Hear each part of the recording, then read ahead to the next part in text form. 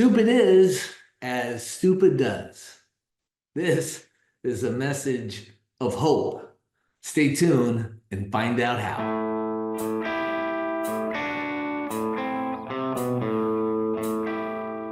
Hey there, this is James Becker, and this is another episode of Going Forward with James B. I am the founder and CEO of Fusion Growth Partners, and today I'm going to share a personal story with you, and I'm wondering if it might resonate with you a little bit, or maybe a lot. Let's find out. Let's start with the premise of this episode, which is that I am personally and constantly surprised on how often residential real estate agents make decisions and take actions that are contrary to their business's best interest. I see real estate agents consistently making choices or taking actions without thinking through the consequences simply because they get some immediate benefit, either emotionally or financially. And at the same time, they ignore the long-term consequences, which always 100% for sure show up. Before we talk about that, I want to first share with you a personal experience when I was a young man. With many of you, I have shared that a long time ago in my early 20s, I had some issues with drugs and alcohol. And luckily, I was introduced to a men's group, which consisted of a lot of older gentlemen who were focused on staying sober and improving their lives. When I was introduced to this group, I was 23 years old. And the vast majority of the individuals that were in the group were 40 years or older, many of them professionals, doctors, lawyers, lobbyists, business people, business owners, and the like. It was a very intimidating room to be in.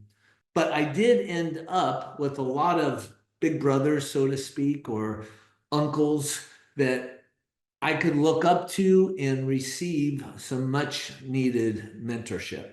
In this group, there was an old timer who was in his 70s who had, at the moment, in my mind, a whopping 25 years of continuous sobriety.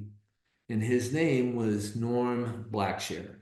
There are many stories that I could tell you about this guy, but in general, I really disliked him a great deal when I first started attending the meetings at this group. But over time, I came to absolutely love him. Why? Because he helped save my life, primarily by making me look at me. He had such an impact on my life in so many positive ways. And the reason that I didn't like him is because he spoke the truth. He didn't care if he hurt my feelings or anyone else's feelings. And he gave his opinion freely and often. If he believed that you were doing things contrary to your best interest, he would say something. And he wouldn't say it in a very genteel way. He created a culture for this particular men's group where confrontation, debate mixed in with one-upmanship consistently, constantly, and humor at the expense of the subject or the person we were talking about that was in the room was the norm. No pun intended. If you didn't have thick skin, you didn't last very long in this group. However, those who did, many of them developed long-term and consistent sobriety, which is actually very rare for the population of people that have problems with drugs and alcohol. The norm is that they don't stay sober long term. But this group had a lot of people who were able to do that. Many of these men didn't only get sober, but they dramatically improved their relationships with their family. They improved their finances. They improved their health. It was a pretty impressive group of people. In this meeting, men would often share about experiences that they were having in their life, and oftentimes they would be sharing about the challenges that they were experiencing in their day-to-day life.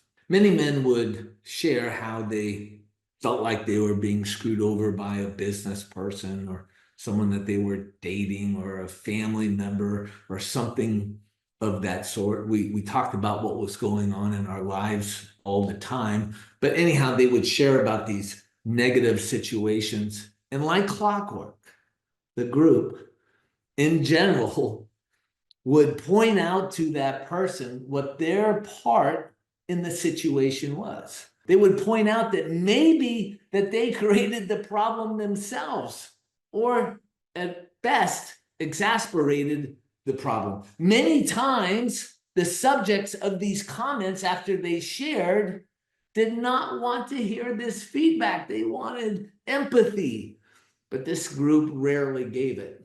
But in general, many of them would think about it afterwards, and they would realize and see their contribution later after they had gotten over the bruises to their egos, which happened a lot in this group.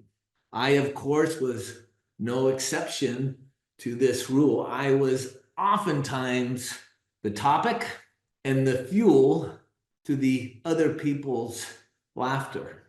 I was laughed at many times. This group didn't care. They would actually say, "We're not laughing with you, we're laughing at you." And it was true. In any regards, I grew up in this room. I learned to be a man in this room. And any semblance of the good life that I have today is a direct result of participating in and subjecting myself to these daily meetings. Norm Blackshire, who was a cowboy, kind of a rough John Wayne kind of guy, had a number of sayings that he would repeat over and over and over again. And one of them was the following, where he would usually share this or say this saying after someone was vulnerable and shared a situation that he was feeling some pain about or discomfort about. And what he would say in front of the whole group to this person, typically there were 20 to maybe some days there were 40 people in the room on any given day, he would say, kind of in a gruffy voice, "If you do stupid effing things, you get stupid effing results." Now, he didn't say effing, he said the actual word, but I'm not going to subject you to that. But that's what he would say. "If you do stupid effing things, you get stupid effing results." When I first started to hear this, I mean, when I really heard it, it was the most brilliant thing I had ever heard in my life. Mostly because I was getting a lot of stupid effing results in my life. And when I really heard this, I realized that I could reverse engineer that saying to change the course or the amount of bad results that I was getting. I was super psyched because now I had the key to not getting stupid results. Now, many of you listening to this may think that this is ridiculous and you might be right. But to give you some context, I didn't end up in this group on a winning streak. In fact, I was on a heavy losing streak. And this was something that touched me and resonated on a very deep level. What I meant by reverse engineering the saying is that I could ask myself if I could get a bad result or what the risk of getting a stupid result was from an action or a non-action. And if that risk was high, that I could get a stupid result, then I could make the determination that the activity or the non-activity was actually stupid. And I didn't want to be stupid. And surely I didn't want bad results. And so this became my mantra for the first few years of my sobriety. Could I get a bad result from this? Yes, I could see getting a bad result. Gosh, this must be a stupid thing. Let's not be stupid today, James. That's how I talk to myself. So the basic formula was I didn't want to be stupid, so then I would do the opposite. Simple.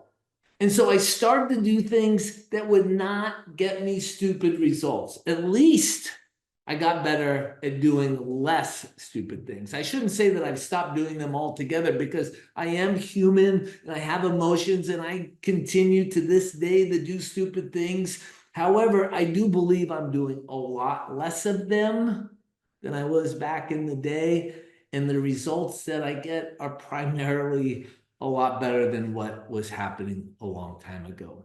In the absence of stupid, the void naturally then was filled with something that was a little smarter because I was doing the opposite.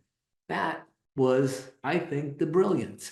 Anyhow, to bring this back to the beginning of my topic, I see a lot of real estate agents doing many things that are detrimental to their well-being of their business, meaning that the decisions or the non-decisions or the actions or the non-actions have negative consequences. Therefore, they are basically the same thing, those negative consequences, as a stupid result.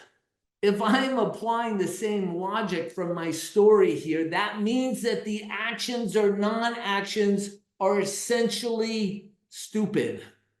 Forrest Gump's mother always said, stupid is as stupid does.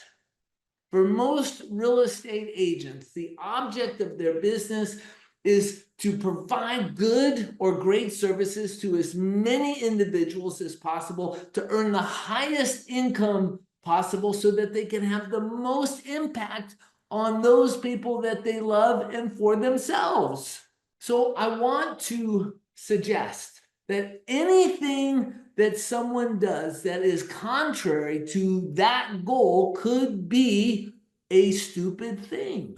For example, I'd like to suggest that not sticking to a consistent advertising program is not very smart. Or canceling marketing pieces to save money is not very smart.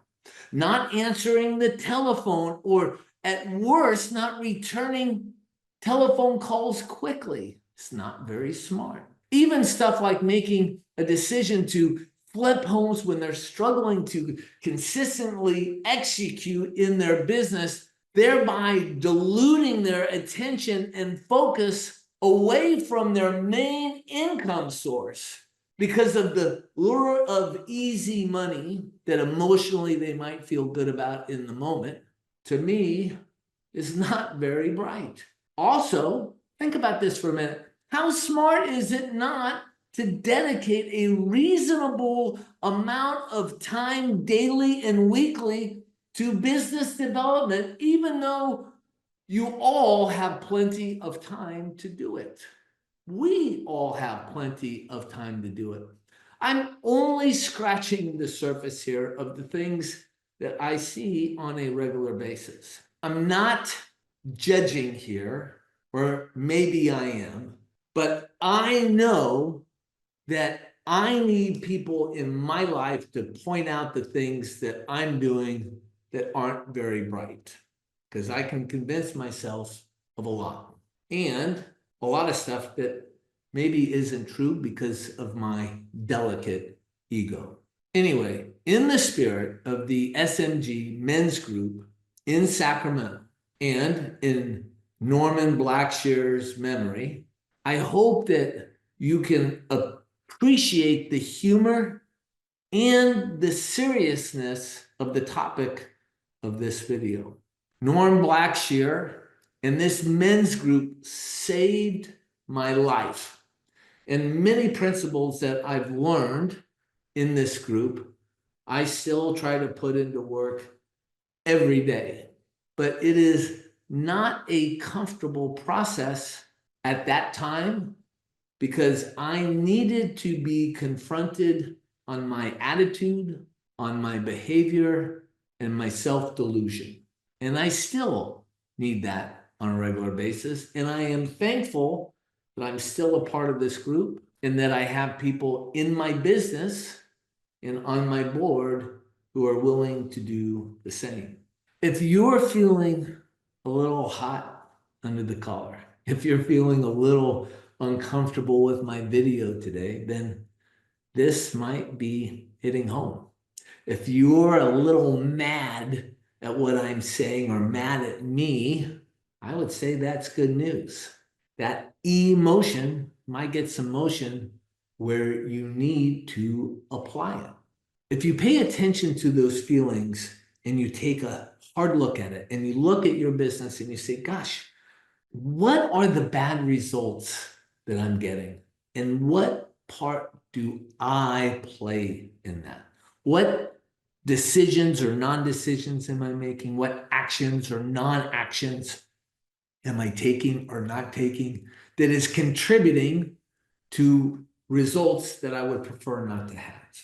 And if you start that process, and some really amazing, wonderful things can happen. But you have to have some people that are in your life that are willing to give you their opinion about what they see. It may or may not be true, but you have to be willing to have someone be critical of what it is that you're doing. And if you can take that and you can have some thick skin, you can get a lot better at what it is that you're doing. And I think all of us have room for better. Anyhow, in most cases, I do hope that this made you feel a little uncomfortable. I hope you enjoyed it, but I also hope that it made you feel a little uncomfortable. And that's because most of us that are listening to this, if we're human, we have a certain amount of ego. And because of that ego, we have denial and self-delusion. And if this helps shine a light on some things that you're doing that you're not getting good results from, I think I've done something good with this video. And if not, you'll know that that was my intention here. With that, and with love, I am signing out. This has been another episode of Going For It with James B. I hope that you found this motivational, interesting, and valuable, and worth your time. Have a great day, and we'll see you next time.